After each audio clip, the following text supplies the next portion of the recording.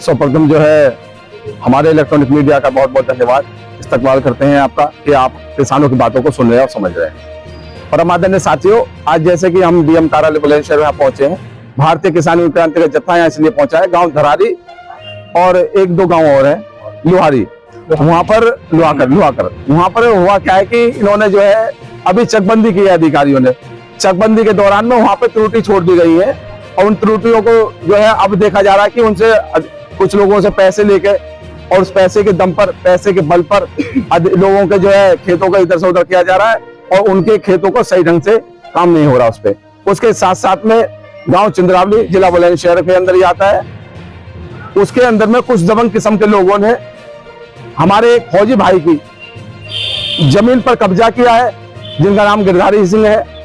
जिन्होंने लगभग 30 वर्ष अपने महत्वपूर्ण 30 वर्ष अपने जीवन के उन्होंने देश के नाम किए हैं, अपने देश के नाम समर्पित किए हैं और आज देश के लोगों के द्वारा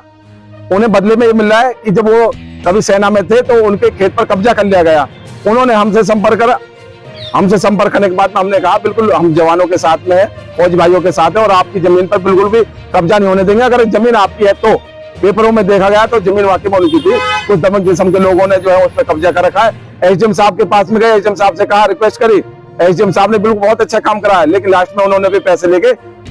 काम सारा गड़बड़ कर दिया और उनका केस जो है रिजेक्ट कर दिया, रद्द कर दिया। काफी संख्या में किसान रहते हैं, अब क्या कुछ वार्ता हो पा रही है प्रशासन से या क्या कुछ कहना है जिलाधिकारी का, समन्वय बन पाया आपका? अभी हमारे बीच में काफी सारे अधिकारी यहाँ हैं, लेकिन हमारी उनसे कोई नाराजगी नहीं है। हमारी अब विषय यही है कि जब एक एसडीएम साहब